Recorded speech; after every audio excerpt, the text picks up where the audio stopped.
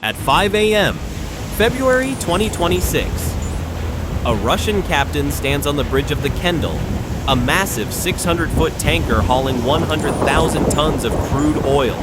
He believes he is part of a shadow fleet that is invisible to global sanctions and immune to the war. He is completely oblivious to the fact that a 1,870-pound Sea Baby drone is currently skimming the surface just 130 feet away, its sensors locked onto his hull. In exactly 120 seconds, his $50 million cargo will become the most expensive oil spill in Russian history. The US and the EU have tightened the noose on Russia's illegal oil trade following the high-profile seizure of the tanker Grinch by French authorities in January. Moscow has responded with threats to use its navy to break the blockade while exports to China continue to bankroll the invasion of Ukraine. But Kyiv has decided to cut the money at the source. This isn't just a naval strike, it's a surgical amputation of the Kremlin's financial lifeline. On the tactical map, the danger is highlighted in red. The Qendil is escorted by a Russian patrol vessel equipped with a Pantsir S-1 battery. Its radar scanning a 25-mile radius, and its 9 M335 missiles ready to intercept any surface threat. The Russians are perceptive, and their defenses are ironclad on paper. But Ukraine has mastered the art of the invisible approach. By utilizing the Mediterranean's warm thermal layers to confuse sonar and staying beneath the Pantsir's radar horizon, the Sea Baby has already breached the outer perimeter. The tension is suffocating. The Shadow Fleet thought they were out of reach, but the Hunter has already found the trail. The Sea Baby is in position, the FPVs are armed, and the Russian war machine is about to lose its primary source of fuel. 4:30 a.m., 5 miles from the target coordinates. The Sea Baby is not just a drone, it's a masterclass in low-observable naval architecture currently lurking in the Mediterranean's thermocline layers. To avoid the high-frequency active sonar of the Russian Escort vessel, the 1,870-pound Predator is exploiting the sea's natural temperature gradients. By staying within the warm currents at a depth that masks its acoustic signature against the 4,900-foot average seafloor, it effectively becomes part of the ocean's background noise. The mission relies on a proprietary AI navigation suite that allows the drone to perform a dolphin glide. This isn't just for show. The algorithm calculates the frequency and height of the 6-foot Mediterranean swells in real time, adjusting the electric motor's torque to skip over the waves without creating a visible whitewater wake. To the Russian sensors above, there is no high-speed intruder, only the rhythmic movement of the sea. But the Mediterranean is a fickle mistress.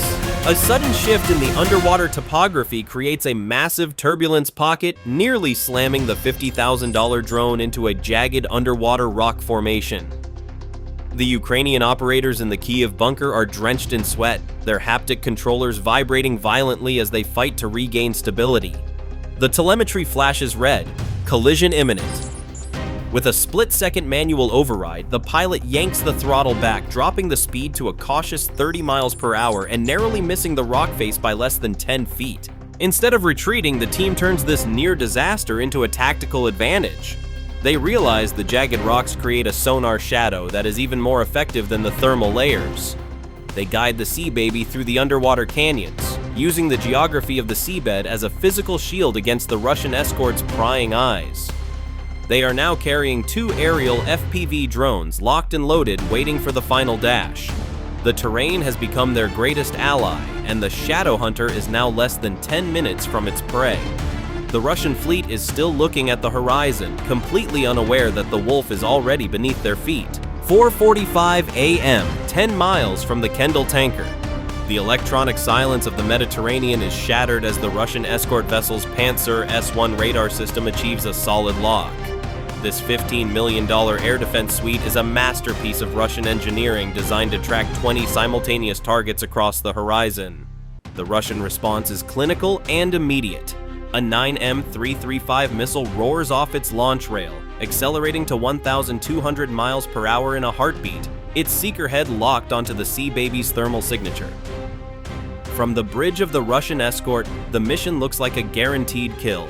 But the Sea Baby is a master of the crash dive. The moment its onboard sensors detect the active radar pulse of the incoming 9 M335, the drone floods its internal ballast tanks and plunges beneath the surface. The The missile, designed to strike a surface-level target, slams into the Mediterranean waves and detonates harmlessly, creating a massive plume of white spray but doing zero damage to the Ukrainian predator.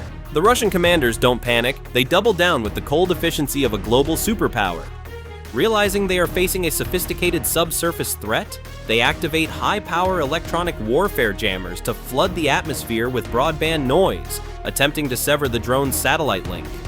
Simultaneously, they call for immediate reinforcements from nearby patrol boats and max out their active sonar to its highest sensitivity. But the Sea Baby's frequency-hopping spread spectrum technology is already in play. It is a game of electronic whack-a-mole, jumping across dozens of encrypted channels every microsecond to stay ahead of the Russian jamming.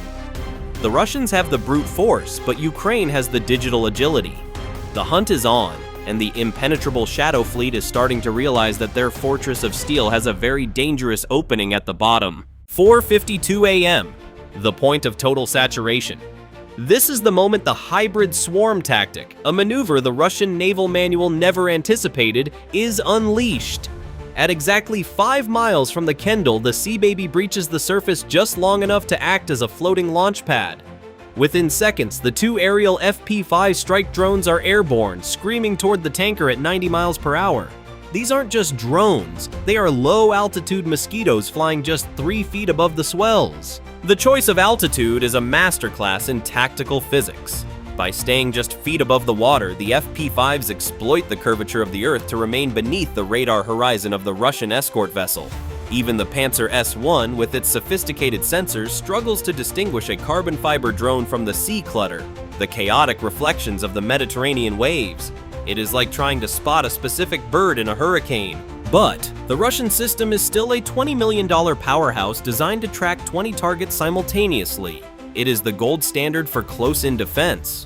The reality, however, is that Ukraine has weaponized the Mediterranean weather itself. By combining the Sea Baby's subsurface wake with the 2 aerial FPVs and a series of AI-generated ghost electronic signatures, they have created a sensory storm. The Pantsir's fire control computer is now choking on a digital overload. It is frantically trying to decide which threat is real: the subsurface noise, the low-altitude flyers, or the electromagnetic phantoms flickering on the screen.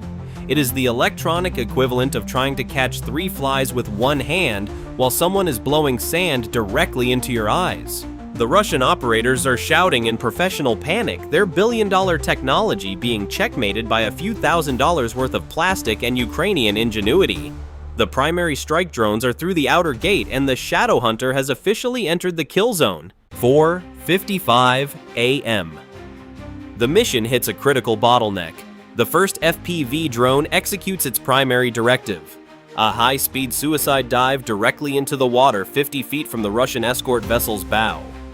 This isn't a miss, it's a masterclass in acoustic warfare.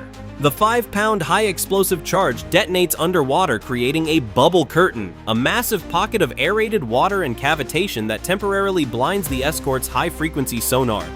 For exactly 12 seconds, the Sea Baby is invisible to subsurface detection. The Russian commanders react with brutal, overwhelming force. Realizing their sensors are being toyed with, they activate their secondary jamming array, flooding the airwaves with enough RF energy to cook a bird in mid-air. The primary Starlink connection in the Kyiv bunker instantly drops by 80%. The video feed on the operator's screen turns into a stuttering, pixelated mess. The Sea Baby, moving at 45 miles per hour, begins to veer wildly toward a jagged outcrop of rock. But the Ukrainian team is prepared for this electronic wall. "We've lost the primary. Switch to the encrypted backup. Engage the AI inertial sweep," the lead operator screams. As they pivot to a secondary military-grade Starlink channel, the Sea Baby's onboard AI takes over. It doesn't need a human to fly for these critical seconds. It uses a pre-calculated model to predict the Russian jammer's pulse patterns, slipping the drone's control signals through the micro-gaps in the interference. The Russians, seeing the loss of signal on their monitoring equipment, believe they have finally decapitated the swarm. They begin a victory sweep with their searchlights. They are wrong. While they celebrate, the second FPV drone, the decoy, screams out of the fog and initiates a daring distraction run against the escort's bridge. It weaves through a hail of 12.7mm machine gun fire, drawing the Pantsir S1's attention away from the water. A 9M335 missile streaks past the Sea Baby, missing by less than 100 feet and creating a massive pressure wave that nearly flips the drone. But the Shadow Hunter stabilizes and pushes forward. The $100 million prize is now less than 2 miles away. 4:58 a.m., 2 miles from ground zero. The Qendil tanker now looms in the Sea Baby's thermal camera like a mountain of steel. The Russian escort ship has abandoned all pretense of precision, launching its final 9 M335 missiles and calling for immediate air support. From the bridge of the tanker, the situation is one of pure, unadulterated panic. But the Russian defense is currently suffocating under a massive tactical miscalculation. By focusing their primary fire on the airborne FP-5 drones, they have left a terminal opening at the water surface. The last remaining FP-5 drone performs a final suicidal dive directly toward the Escort's bridge, forcing the Pantsir S1 operator to slew his turret away from the horizon. This is the 5-second window Ukraine has been waiting for. In the Kyiv bunker, the operator slams the throttle to its physical limit. The Sea Baby's electric motors scream as the drone hits its max burst speed of 55 miles per hour.